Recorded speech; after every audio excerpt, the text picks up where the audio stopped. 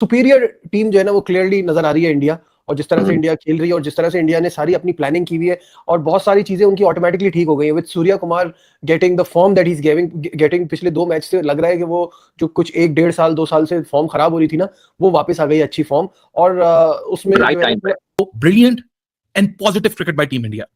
आप 3 मैच खेल रहे हो, तीसरा खेल रहे हो, 5 मैच की सीरीज है, वर्ल्ड कप सर पे खड़ा है, 13-14 दिन रह चुके हैं, 10-12 दिन रह चुके हैं, और अब वो वक्त आ चुका होता है कि जब आप अपनी अपनी जो गरारियां ढीली हुई होती हैं उसको फिक्स कर रहे होते हो। इस सब के बीच में बहुत सारे लोग कहते हैं इतनी क्यों रोटेशन कर रहे हो, ये क्यों कर रहे हो। Brilliant positive cricket. आप अपनी बेंच पे इनफ वर्कलोड मैनेज कर रहे हो। टीम तो इनकी आज अगर आप ओवरऑल देखो तो इंडिया की बॉलिंग की आपको तारीफ करनी पड़ेगी। टी20 वर्ल्ड कप जहां सर पे खड़ा हुआ है, वहां पे आज जैसे गेंदबाजी दिखाई है रवि बिश्नोई ने, भाई मैं तो समझता हूं कि आज उनकी जो बॉलिंग थी, और उन्होंने बिल्कुल भी न्यूजीलैंड के बल्लेबाजों को निकलने नहीं दिया। मैं समझता हूं कि टी20 में जो सबसे एक अच्छी चीज रहती है एक बॉलर के लिए, वो रन ना देना है। यह जरूरी नहीं है कि आप विकेट टेकर बॉलर हो, एक होता है बचाना। बहुत अच्छी है।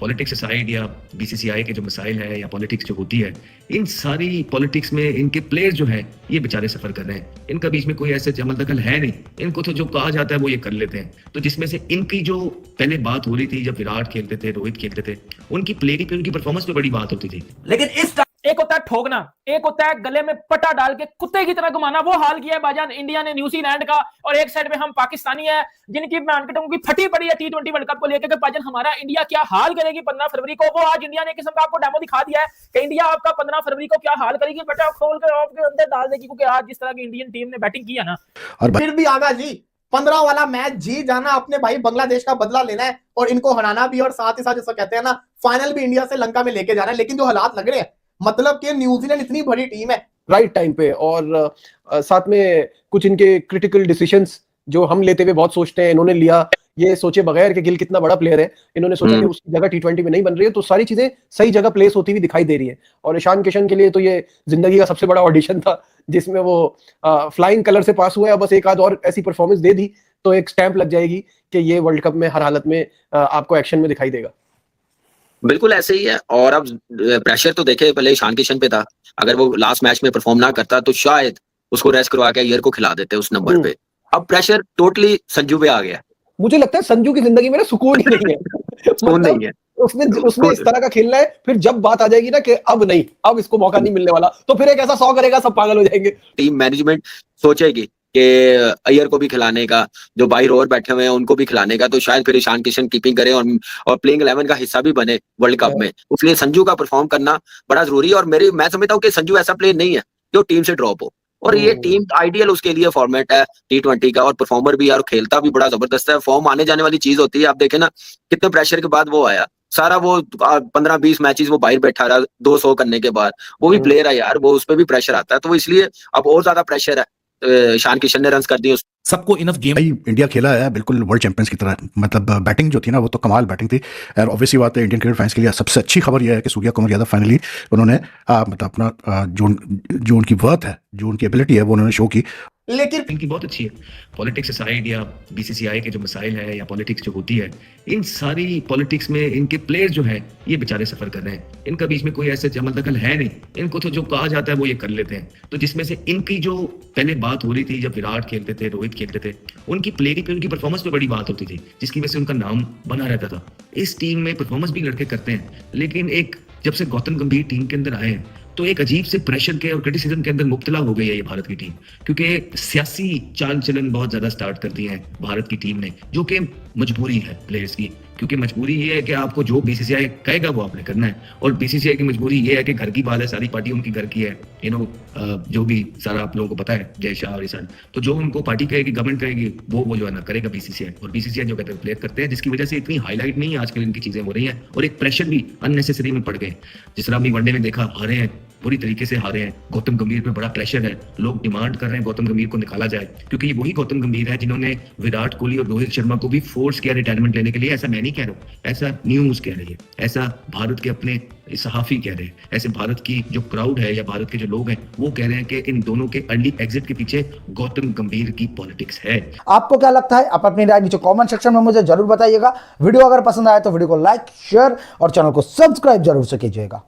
आज अगर आप ओवरऑल देखो तो इंडिया की बॉलिंग की आपको तारीफ करनी पड़ेगी। T20 वर्ल्ड कप जहां सर पे खड़ा हुआ है, वहां पे आज जैसे गेंदबाजी दिखाई है रवि बिश्नोई ने, भाई मैं तो समझता हूं कि आज उनकी जो बॉलिंग थी और उन्होंने बिल्कुल भी न्यूजीलैंड के बल्लेबाजों को निकलने नहीं दिया। मैं समझता हूं कि T20 में जो सबसे एक अच्छी चीज रहती है एक बॉलर के लिए, वो रन्स ना देना है। ये जरूरी नहीं है कि आप विकेट टेकर बॉलर हो। टेस्ट क्रिकेट में या शायद ओडीआई में भी आप विकेट टेकर बॉलर की एक ज्यादा एबिलिटी रहती है, लेकिन T20 में वो बॉलर ज्यादा प्रेफरेंस आप कह रहे हो कि अहमियत का हामिल होता है जो इकोनॉमी में अच्छा होता है, जो रन नहीं देता। अब T20 में अगर आपने 4 खिलाड़ी आउट किए हैं और आप रन दे रहे हो 45 या 50, तो आप कोई अच्छे बॉलर नहीं हो। लेकिन T20 में अगर आपने 20 रन दिए हैं, विकेट आपको 0 मिली है, आप एक बेहतरीन बॉलर हो। क्योंकि T20 में एट द एंड जो इकोनॉमी वाला अच्छा बॉलर होता है उसकी मांग ही ज्यादा रहती है और वही अल्टीमेट आपका मैच विनर बॉलर होता है। अगर अनलेस के आप देखो कि जो 50 रन देके 4 आउट कर रहा है, वो कोई समझो उसने डैमेज दे दिया, अगर 50 रन उसने खा गया, उसने काम खराब कर दिया। T20 में रवि बिश्नोई की जो मुझे खास बात लगती है कि इनको हिट करना बहुत ही तकरीबन नामुमकिन सा नजर आता है। और बिश्नोई ने आज भी जैसे बॉलिंग की, हार्दिक पांड्या बेहतरीन गेंदबाजी उन्होंने दिखाई है, इवन ऐसा विकेट नहीं था लेकिन उन्होंने बड़ी अच्छी बॉलिंग की।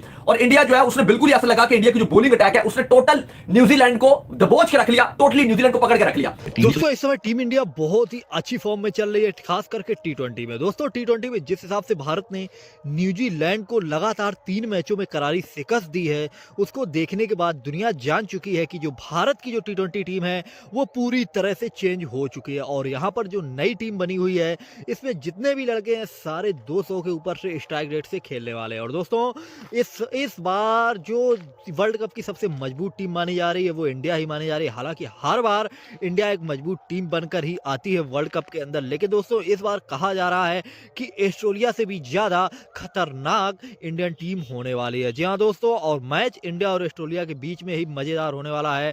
लेकिन जिस हिसाब से भारत ने न्यूजीलैंड को करारी शिकस्त दी तीसरे मैच में भी, उसको देखते हुए लग रहा है कि भारतीय टीम बहुत ही जल्द 300 का रिकॉर्ड बनाएगी और 300 से भी ऊपर रन बना सकती है। और इस समय पाकिस्तान घबराया हुआ है और हाल ही में पाकिस्तान ने अपना भी स्क्वाड दिखाया है। और 15 फरवरी को जो भारत और पाकिस्तान के बीच जो मैच होने वाला है वो बहुत ही ज़्यादा लोगों का कहना है कि मज़ेदार मैच होगा, लेकिन मेरे हिसाब से कोई भी उसमें मज़ा नहीं आने वाला है। क्योंकि जिस हिसाब से इंडियन टीम खेल रही है उससे तो बस यही लगता है कि इंडियन टीम पाकिस्तान को एक तरफा हराने वाली है, कितना भी पाकिस्तानी कहते रहे। बाकी दोस्तों इंडियन टीम की परफॉर्मेंस को लेकर के और संजू सैमसन जो इस समय फ्लॉप चल रहे हैं उसको लेकर के आप लोगों की क्या राय है।